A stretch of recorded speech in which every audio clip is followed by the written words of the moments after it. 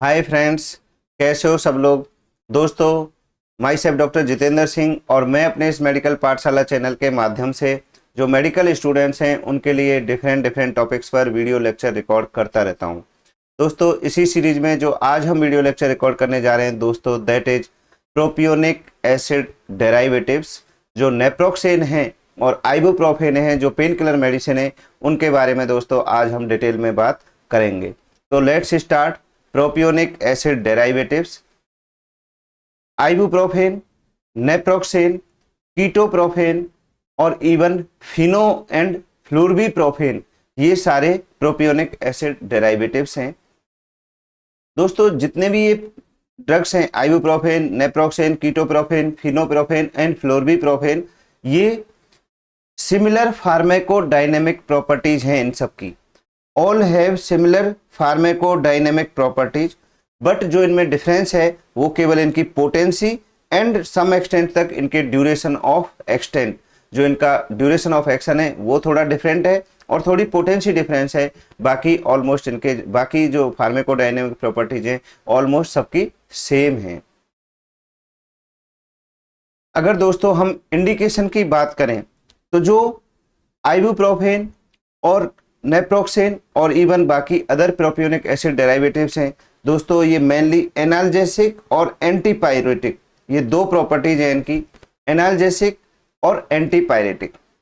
चाहे वो pen dysmenorrhoea की वजह से हो, चाहे वो रूमेटॉइड आर्थराइटिस की वजह से हो, चाहे ऑस्टियो आर्थराइटिस की वजह से हो, musculoskeletal disorder, even soft tissue injury, tooth extraction, postmortem pain और इवन पोस्ट ऑपरेटिव और एक्यूट गाउट पेन, दोस्तों इनमें हम इसको यूज करते हैं।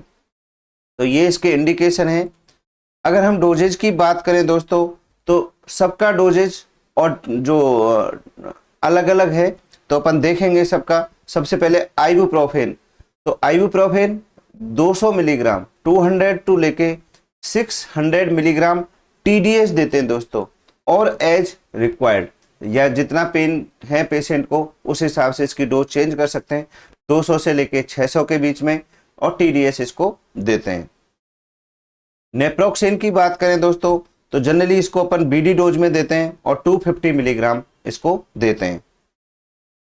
कीटोप्रोफेन, फिनोप्रोफेन और फ्लूरबीप्रोफेन, दोस्तों इनकी भी अपन डोज थोड़ा थोड़ा देख लें। कीटोप्रोफेन 50 मिलीग्राम ट्वाइस और थ्राइस, दोनों तरह से अपन इसको दे सकते हैं। फिनोप्रोफेन जो है उसकी डोज थोड़ी ज़्यादा है, 300 milligram to 600 milligram thrice daily इसको देते हैं। Flurbiprofen 150 to 200 milligram daily in divided dose देते हैं, और मैक्सिमम 300 मिलीग्राम इसको दे सकते हैं। दोस्तों, अगर हम इसके कॉन्ट्राइंडिकेशन की बात करें, तो जो आइबुप्रोफेन है या अदर प्रोपियोनिक एसिड डेरिवेटिव्स हैं, प्रेगनेंसी में कॉन्ट्राइंडिकेटेड होते हैं, और सारे अदर पेन किलर मेडिसिन की तरह अगर किसी को एक्टिव पेप्टिक अल्सर है, एक्टिव पेप्टिक एसिड डिजीज है या जीआई ब्लीड है, तो दोस्तों अपन पेन किलर मेडिसिन उसमें नहीं देते हैं। प्रेगनेंसी एंड लैक्टेशन इसके अदर कॉन्ट्राइंडिकेशन है। स्पेशल प्रिकॉशन, अगर किसी को ब्लीडिंग डिसऑर्डर है दोस्तों, या किसी पेशेंट को अस्थमा है और इवन कार्डियोवैस्कुलर डिजीज, और दोज रिसीविंग क्यूमेरिन एंटीकोएगुलेंट, तो दोस्तों अपने को बहुत ही प्रिकॉशन के साथ इसको यूज करना होता है। Aspirin anti inflammatory induce allergy, अगर किसी को है तो भी दोस्तों इसको अपन बहुत ही स्पेशल प्रिकॉशन के साथ यूज करते हैं। साइड इफेक्ट की बात करें दोस्तों, तो GI intolerance, rash, rarely jaundice भी कर सकते हैं, और थ्रोम्बोसाइटोपिनिया एंड एडिमा, ये इसके अदर साइड इफेक्ट है दोस्तों।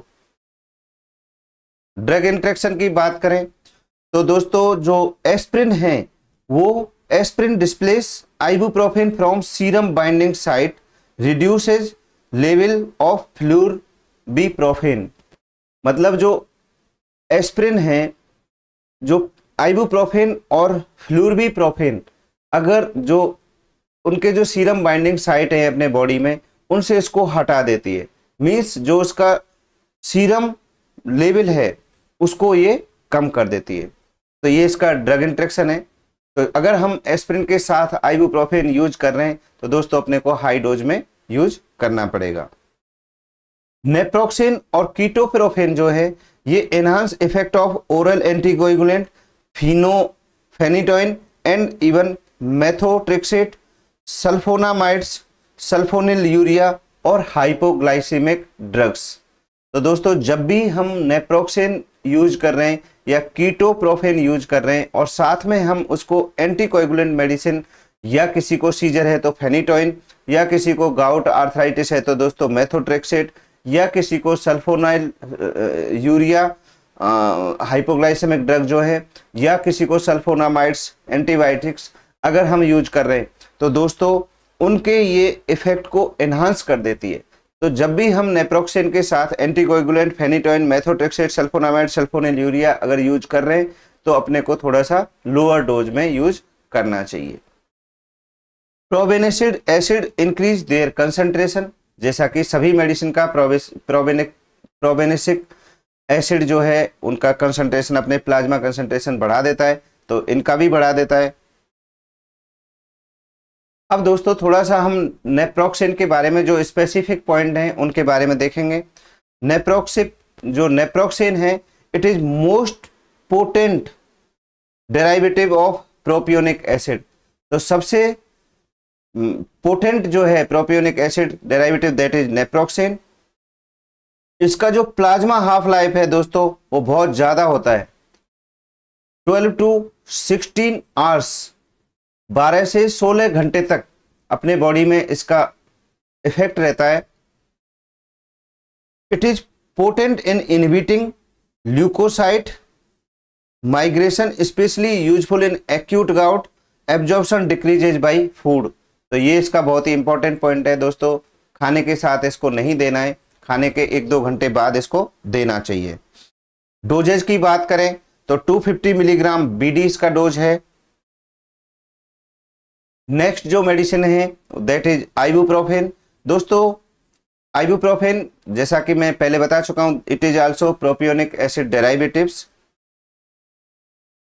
ये it inhibit GI synthesis, platelet aggregation, prolonged bleeding time. तो दोस्तों जो आइबुप्रोफेन है ये ब्लीडिंग टाइम को प्रोलॉन्ग करता है और प्लेटलेट एग्रीगेशन को इनहिबिट करता है। तो जो ब्लीडिंग डिसऑर्डर है उनमें आइबुप्रोफेन कॉन्ट्राइंडिकेटेड होता है। It's efficacy lower than high dose of aspirin. It's efficacy is lower than high dose of aspirin. अगर हम किसी पेशेंट को एस्पिरिन दे रहे हैं और साथ में अगर हम आइबुप्रोफेन दे रहे हैं तो दोस्तों जो हाई डोज एस्पिरिन है उसकी एफिकेसी ज्यादा होती है। जो इसका अच्छा पॉइंट है वो बहुत ही इंपॉर्टेंट है दोस्तों। It inter into brain, synovial fluid and cross placental barrier.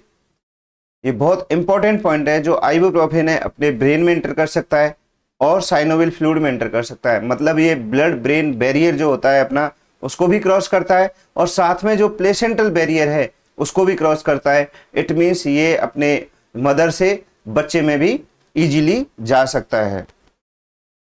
It tolerated better than aspirin and side effect mild and low. तो दोस्तों